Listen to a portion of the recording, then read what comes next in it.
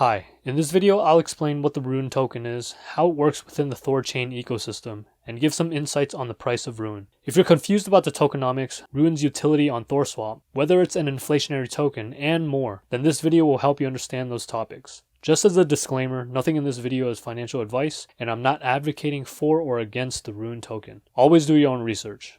Alright, let's get started. First, I want to really briefly talk about what THORChain is. THORChain is a decentralized cross-chain liquidity protocol based on these technologies. So what does that exactly mean? THORChain is a project that aims to allow users to swap between native assets on different blockchains. So for example, I want to swap between native Bitcoin and native Ethereum and vice versa. I can do that using THORChain. And I can do it without using a centralized exchange like Coinbase. So everything is decentralized and everything is swapping between native assets on their respective blockchains. That is the main goal of THORChain, and the Rune token plays a big part in it. So how does the Rune token facilitate swapping between native assets? Let's look at a quick example swapping Bitcoin to Ethereum on THORSwap. THORSwap is just the decentralized exchange UI that is powered by the THORChain blockchain. So let's say I have Bitcoin natively and I want to swap to native Ethereum. The first thing I can do is send my Bitcoin to a liquidity pool that is on the THORChain. So at step 1, I'm depositing my Bitcoin, and then at step 2, the liquidity pool swaps my Bitcoin for an equivalent amount of the Rune token. Then the next step is the Rune token gets sent to the Ethereum Rune liquidity pool, where the Rune token is then swapped for Ethereum. And the last step is sending that Ethereum back to me, and that completes the entire swapping process. So I started off with native Bitcoin, and I ended up with native Ethereum. And that is all facilitated by the use of the Rune token. All liquidity pools on THORSwap have the native asset paired with the Rune token. That is one of the underlying fundamental rules of the THORChain protocol. Let's go a little bit more into depth on what the Rune token actually is and what its use cases are. It is the native token of the THORChain blockchain, and it's used for participating in the network and to pay for gas fees. Some uses are providing liquidity and settling swaps, like in the previous example. So it also has a very important role in network security, where it incentivizes node validators to do the right thing when they are securing the network. It's used in governance, so Rune token holders can vote on different proposals for changes on the protocol. And then lastly, Rune tokens serve as incentives for liquidity providers and node validator rewards. So if someone is providing liquidity on THORSwap, then they can be rewarded with Rune tokens. And same thing for node validators. If they are securing the network and they are validating transactions on the blockchain, then they can receive rewards in the form of Rune tokens. A couple of other things that are important to mention is that there are 500 million Rune tokens minted at the beginning, and that's the max that there's ever going to be. And in the beginning, 44% has been allocated to a reserve to pay out nodes and liquidity providers for 10 plus years. So it's slowly emitting based on a schedule to the nodes and liquidity providers.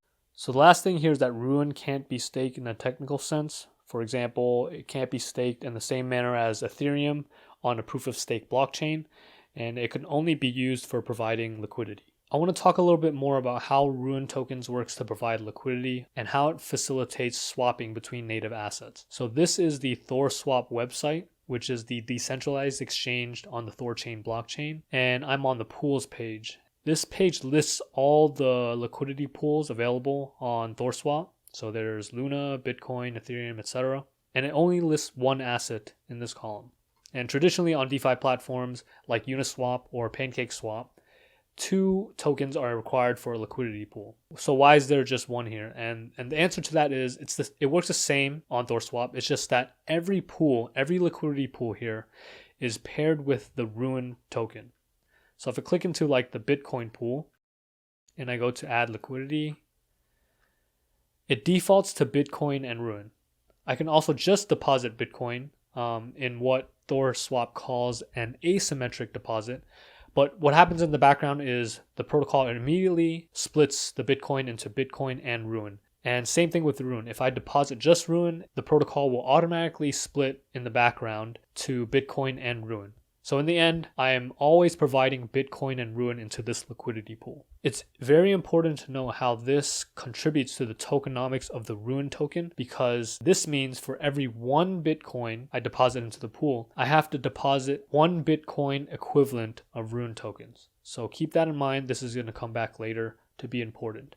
I want to very quickly talk about node validators, also known as nodes, in order to provide more context to further talk about Rune tokenomics. Nodes are just entities that validate transactions as well as operate wallets that hold and release native assets. So validators actually have Bitcoin wallets, Ethereum wallets, Binance Chain wallets, and they hold the private keys to those wallets so they can receive native assets and release native assets as long as they all come to a consensus. So expanding on the example that I had before with swapping Bitcoin to native Ethereum, first step, I deposit Bitcoin into the liquidity pool, and all the Bitcoin in this liquidity pool are owned by the validators. And once they process that signal that I've deposited Bitcoin and they've come to a consensus, then they will release some Ethereum to swap with the Rune token from this liquidity pool. As soon as that's done, then I can receive the Ethereum in my wallet. So that is how, in a nutshell, the validators work to facilitate a swap between native currencies.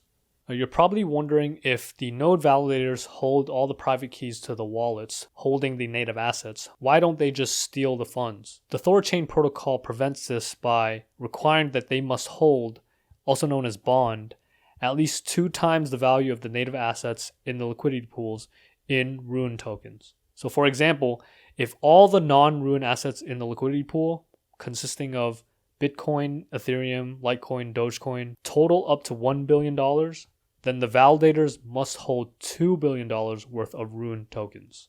So if they do something malicious, say they don't vote on time, or they verify incorrect transactions, or they don't come to a consensus, then their bonded Rune can be slashed.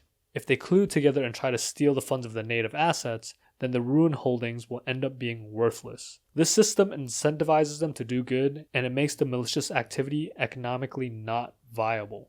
Bringing it all together, we can use these 2 rules to calculate a floor price for the Rune token. So rule 1 is related to the liquidity pools. That is, for every $1 of a non-Rune asset, liquidity providers must also deposit $1 worth of Rune.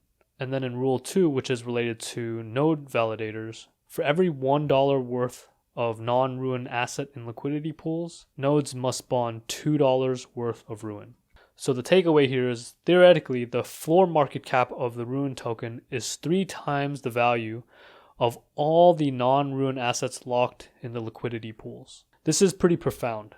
The more the value of the non-Rune assets in the liquidity pools, the more valuable the Rune token is. Not only the more valuable it is, it's deterministically calculated to be at least 3 times the value of the non-Rune token assets. Okay, now let's try to calculate the floor price of the Rune token. This is the THORSwap dashboard, where I can take a look at many metrics and stats based on the liquidity pools. And the one that I'm looking for is the total liquidity value. And this is the total liquidity added in all pools. So this includes non-Rune assets and Rune tokens. This is about $550 million at this point. Half of that is the value of the Rune tokens. I'm going to calculate half of that. 549 million divided by 2.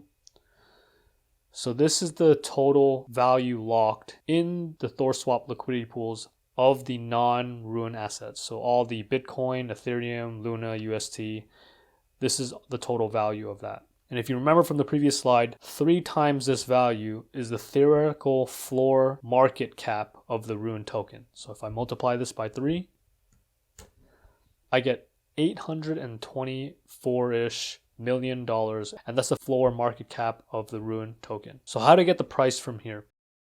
I can look on CoinMarketCap and look at the circulating supply. The equation for market cap is the price of the token times the circulating supply. So if we solve that for price of token, that just equals the market cap divided by the circulating supply. There are a couple numbers here. The first one is what CoinMarketCap is estimating that the circulating supply of Rune is, and then there's one that is self-reported by THORChain. So we're going to use this number.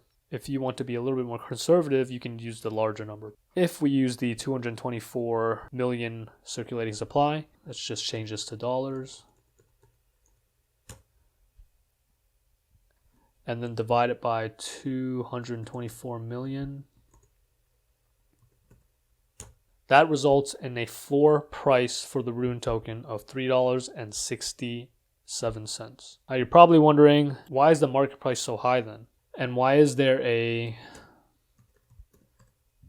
3.4 times premium on the market price compared to the floor price? Well, you can think about the $3.67 that was calculated as the floor price of the Rune token as the intrinsic value of the Rune token. That is how much value the productive Rune tokens are worth in the THORChain ecosystem. So all the Rune tokens that are actually doing work, like providing liquidity or preventing node validators from doing anything malicious, all that value is $3.67 per Rune token. The difference from the market price is because of the speculation premium. So people are speculating on the price of the Rune token. There are market forces that are driving that price. And this 3.4 factor premium on the Rune price is solely due to speculation.